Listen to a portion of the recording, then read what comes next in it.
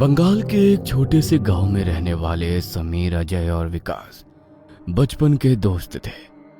कई साल पहले अजय और समीर शहर में पढ़ाई करने के लिए चले गए थे। कई सालों बाद छुट्टियों में सभी दोस्त गांव लौटे थे। आज तो स्पेशल दिन है, आज कुछ खास होना चाहिए। क्या खास, तू बता। अच्छा मेरे घर चलते हैं, मैं 2-3 दिन यहाँ अकेले हूँ। रात में पार्टी करेंगे और बचपन की याद ताज़ा करेंगे, क्या बोलते हो? Done, no issue. पार्टी मतलब इंतजाम कर लेगा ना?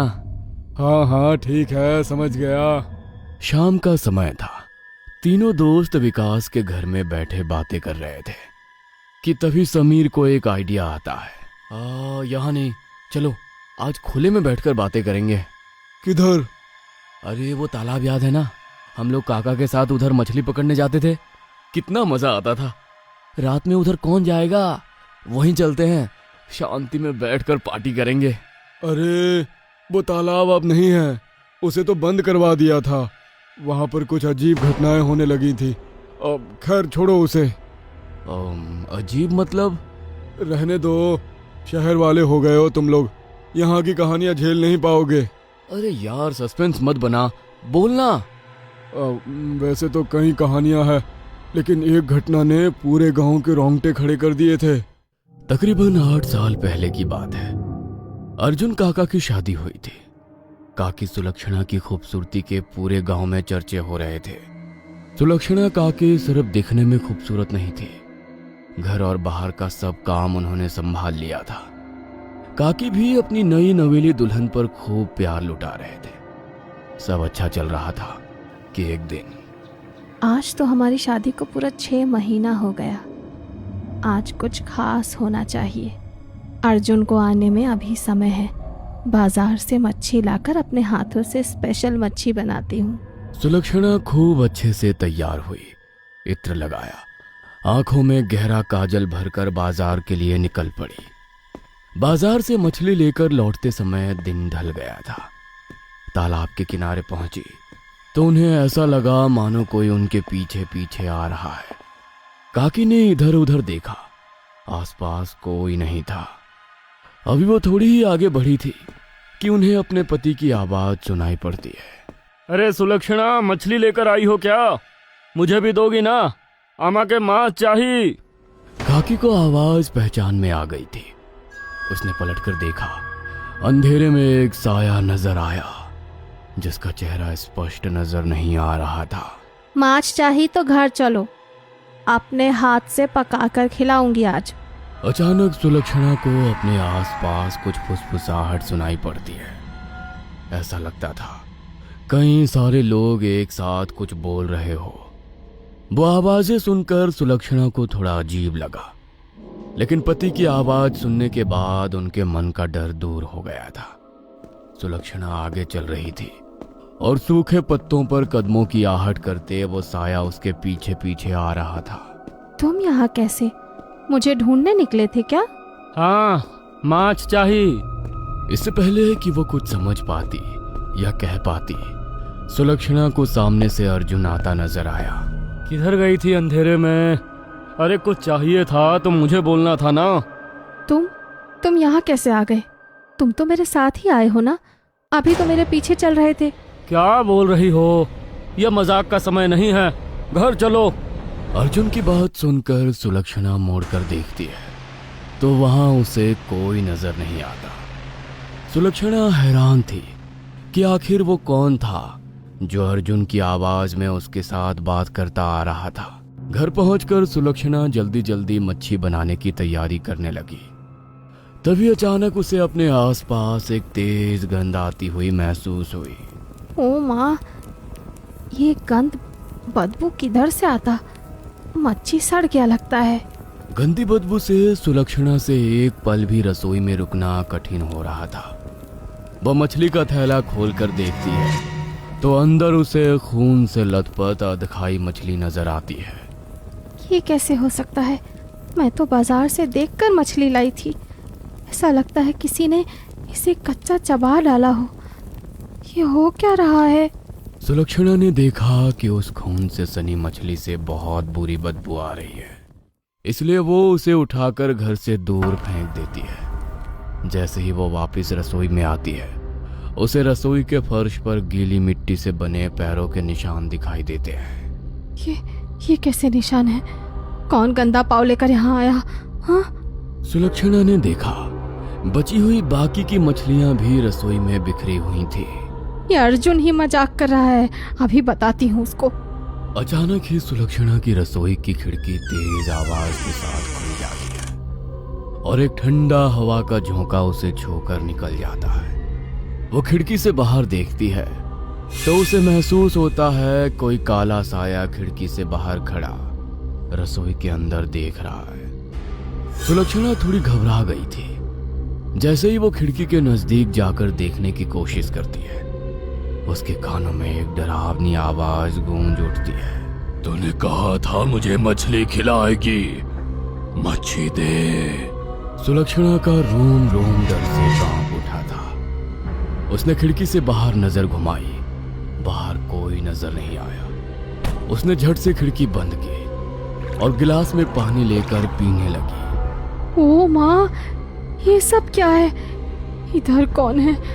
लगता है कोई मुझ पर नजर लगाए हुए है। सुलक्षणा, अब खिलाओ भी मच्छी। मच्छी का नाम सुनकर पानी का गिलास उसके हाथ से छूट जाता है। अरे इसमें घबराने जैसी क्या बात है? इतना कांप क्यों रही हो? मच्छी बनाने वाली थी ना तुम? मेरी तबीयत ठीक नहीं लग रही है, हाथ पैर साथ नहीं दे रहे, मुझे कमरे में छोड़ दीजिए। अभी तक तो ठीक थी, अचानक क्या हुआ? सुलक्षणा कुछ भी जवाब दिए बगैर कमरे में जाकर आराम करने लगती है। देर रात गए अर्जुन की आंख खुलती है तो उसे बाहर से कुत्तों का शोर सुनाई दे रहा था। अरे क्या हुआ? क्यों भौंककर शोर कर रहे हैं ये? अर्जुन ने खिड़की से बाहर नजर घुमाई। 60 वाट के बल्ब की हल्की पीली रोशनी में बाहर आंगन में सुलक्षणा जमीन पर बैठी नजर आ रही थी, लेकिन उसके हाव भाव और हालत देखकर लगता ही नहीं था कि वो सुलक्षणा ही है। पास ही में उनकी पालतू बकरी और कच्ची मछलियां खून में लथपथ पड़ी हुई थी। सुलक्षणा के मुंह और कपड़ों पर खून था और उसके बाल बिखरे हुए थे। सुलक्षणा, ये क्या हुआ? सुलक्षणा! अर्जुन ने जब नजदीक से उसकी हालत देखी, एक पल को उसकी रीढ़ की हड्डी में भी सनसनाहट पैदा हो गई। उसकी नई नवेली दुल्हन, जिसकी खूबसूरती से गांव भर की औरतें जलती थी, आज कोई खून की प्यासी चुड़ैल या डायन जैसी नजर आ रही थी। अर्जुन ने हाथ पकड़कर सुलक्षणा को उठाने की कोशिश की तो उसने एक ही झटके में धक्का देकर अर्जुन को दूर गिरा दिया। अर्जुन को अब आभास हो गया था कि ये सब सामान्य नहीं है। जरूर कोई काली शक्ति ने सुलक्षणा को अपने प्रभाव में लिया है।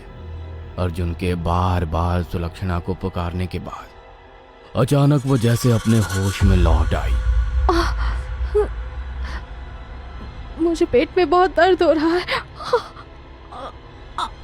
अर्जुन, अर्जुन!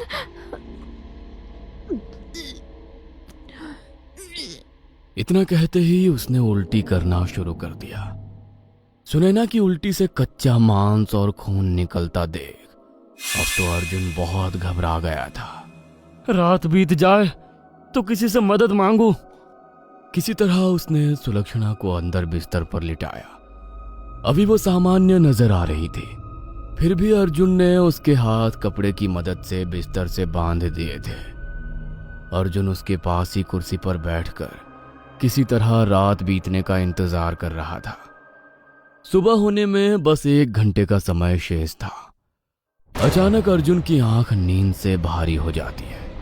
तभी कुछ डरावनी आवाज सुनकर अर्जुन की नींद टूटती है। सुलक्षणा बिस्तर से नीचे खड़ी हुई थी और उसने एक हाथ से पूरा बेड हवा में उठा रखा था। उसकी आंखें लाल और मुंह से लार बह रही थी।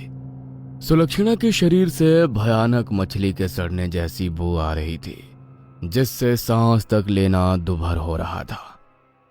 अर्जुन कुछ कर पाता उससे पहले ही सुलक्षणा ने झटके से अपना हाथ खोला और कमरे से बाहर निकल गई। पूरी रात अर्जुन के घर के अंदर से अजीब आवाज आती रही। लगता था कोई सामान उठाकर पटक रहा है। पड़ोस में रहने वाले महेश ने दरवाजा खटखटाया, लेकिन अंदर से कोई जवाब नहीं मिला। अगली सुबह सब शांत हो गया था। महेश ने गांव के लोगों को जमा किया और रात की कहानी बताई। जब गांव वाले दरवाजा तोड़कर अर्जुन के घर पहुंचे तो अंदर का नजारा किसी को भी दांतों तले उंगली दबाने पर मजबूर करने के लिए काफी था। अंदर सब कुछ बिखरा पड़ा था। घर का सामान, रसोई, कपड़े और उसके ही साथ पूरे घर में खून के धब्बे नजर आ रहे थे। अर्जुन आंगन में बेहोश पड़ा था और उसके शरीर पर नाखूनों के गहरे निशान थे, जैसे किसी जानवर ने उसे नोचा हो।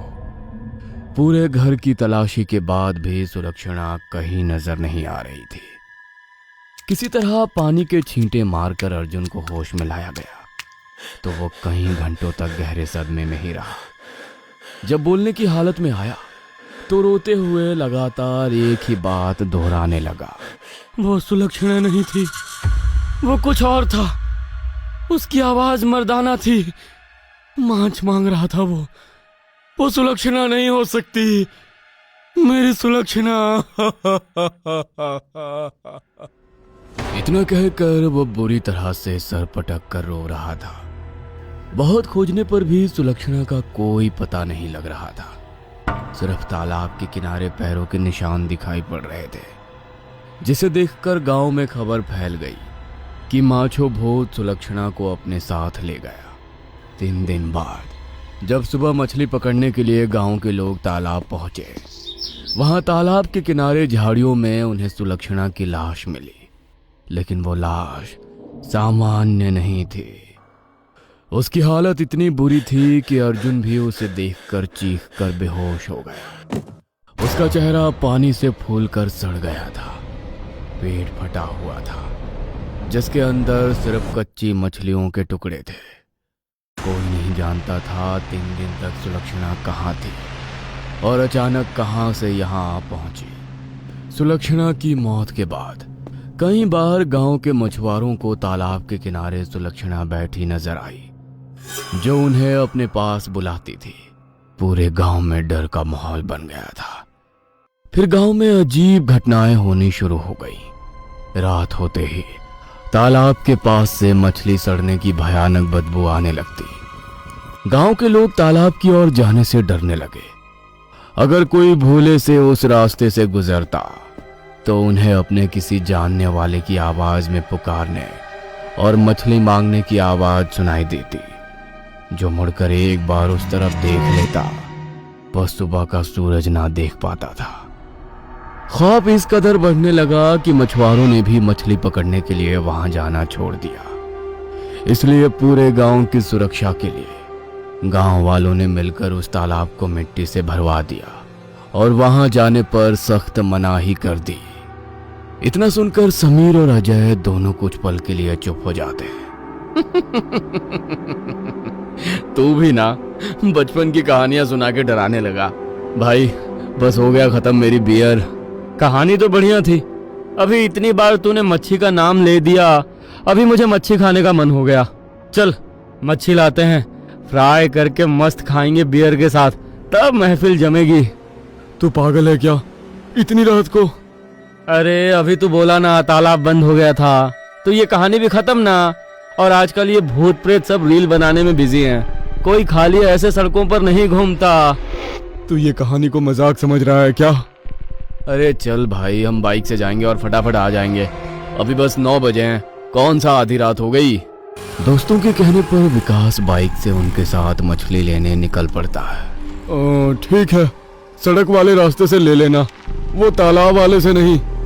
लौटते हुए समीर बाइक को तालाब वाले रास्ते पर घुमा लेता है।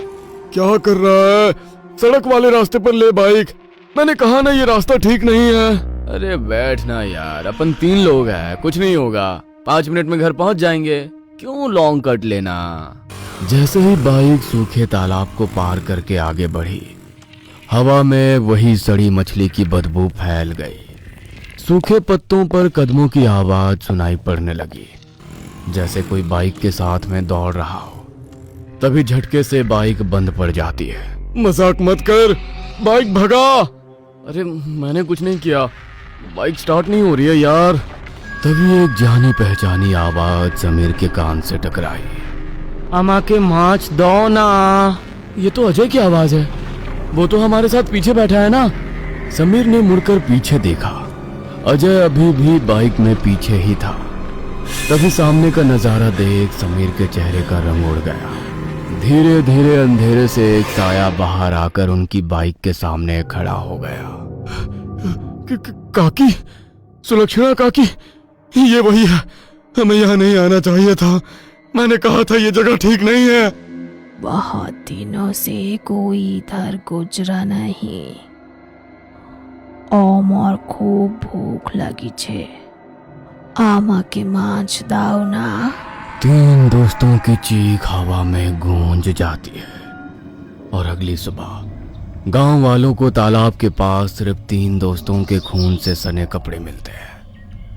बहुत खोजने पर भी उनका कोई नामो निशान नजर नहीं आ रहा था।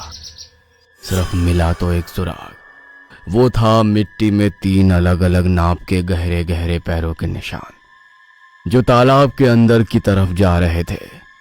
कहते हैं मेछो भूत के मुंह अब इंसानी खून लग गया है। अब वो सिर्फ मछली नहीं खाता, इंसान को ही निगल जाता है।